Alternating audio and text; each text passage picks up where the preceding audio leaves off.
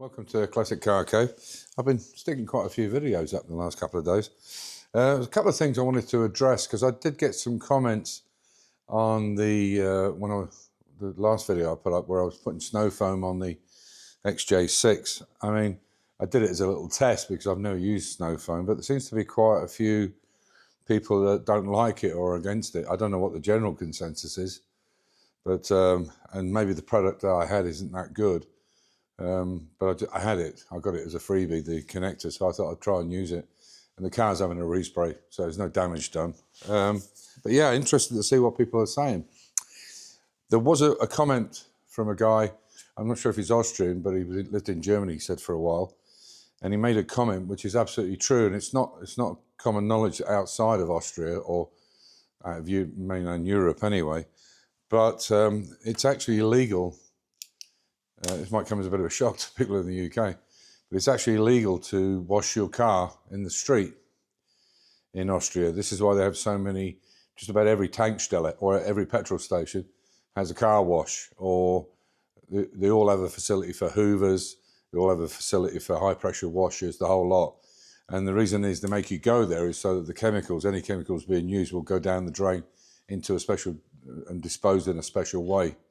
So what I was actually doing is actually illegal. Obviously, in the countryside, people are not, farmers and whatever. They're not so, not farmers, but people are not so bothered.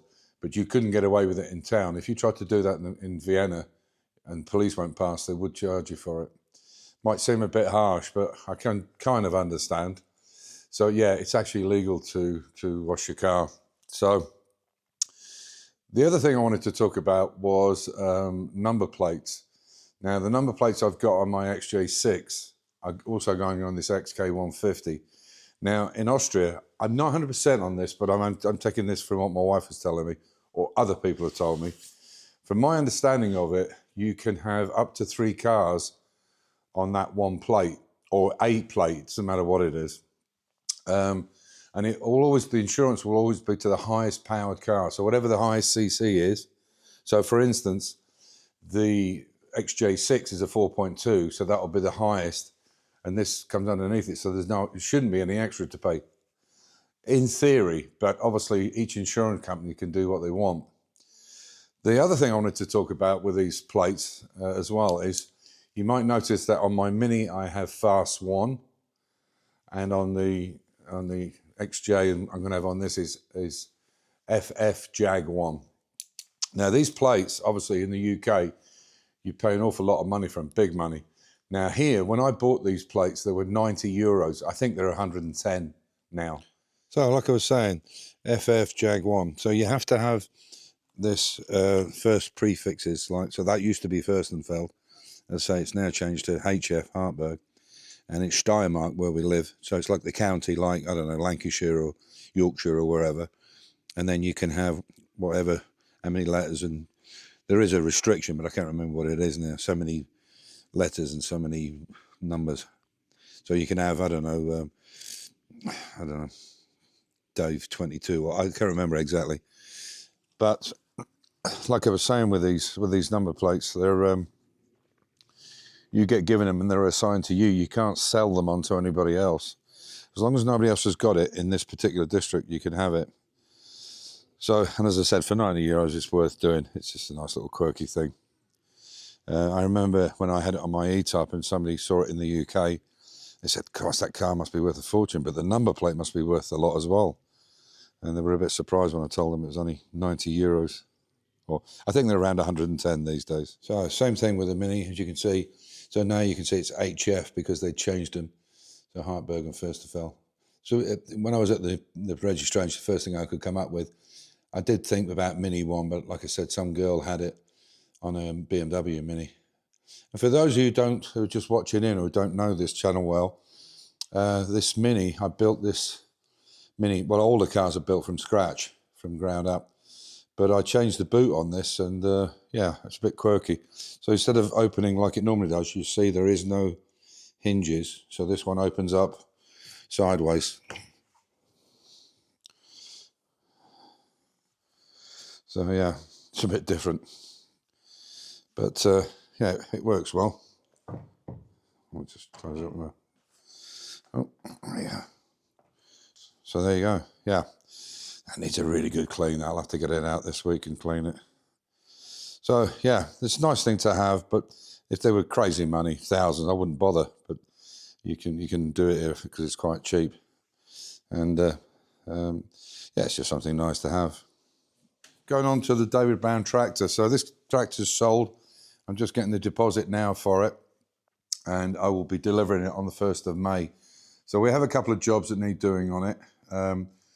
We managed to find a new voltage regulator. It's a RB108 in the UK. I went to a local farming shop, and for the equivalent, which was a Bosch, they wanted 260 euros.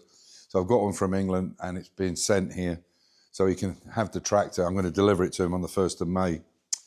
Obviously, I've got to take all this front loader stuff off, but everything's working beautifully on it now. A couple of tiny little things that we need to fix up, but generally, if this regulator is what the problem is, why it won't charge, which I believe it is, because there's a lot of corrosion in the regulator box, then everything should be good. Now, as I say, I'm always straight up and honest about what I pay for things, and so I've sold this. Again, I don't know what you think this is worth, being fully restored, everything new, but I've sold this for 7,000 euros without the loader. That's about £6,000, £6,081, I believe it is. Now, you can pick up these tractors for sort of, I don't know, 1,500, 2,000, whatever, that are running, not in bad condition, but still rough, rusty and whatever. So there was an awful lot of work put into this, and I can tell you quite categorically, and I've told the people that are buying the tractor, that what I've put into this, that 7,000 would maybe just cover it, maybe not. In fact, if you take the transport, it wouldn't cover it. The transport back from England, it probably wouldn't cover it. So it's only going to cover Amir and my, well, I don't get anything for it, but Amir's work, because I have to pay Amir, and the paint and the tyres and all the parts, sandblasting, all that stuff. So it just about covers it. But it's going to a good home. They absolutely adore this thing. I know they're going to look after it.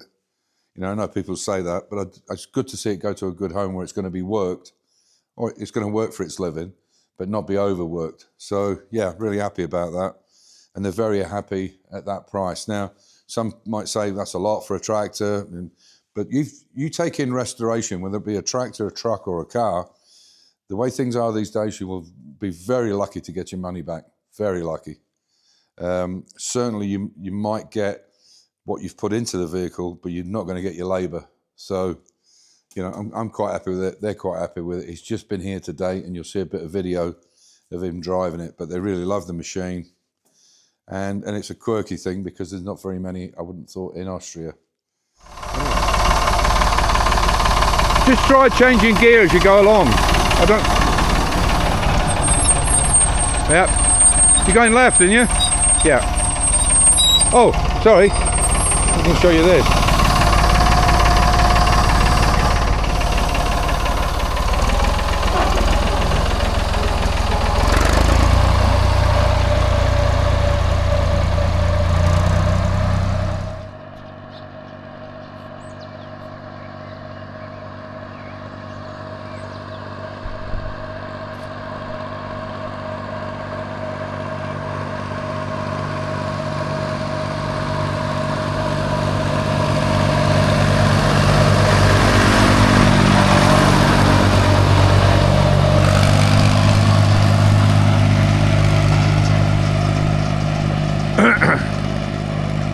I was enjoying that. Anyway, so that's where we are, and as usual, stay safe, keep the faith, enjoy your hobby, and you know, just to finish off, my enjoyment is taking these things from a piece of shit and turning them into something nice, saving them really.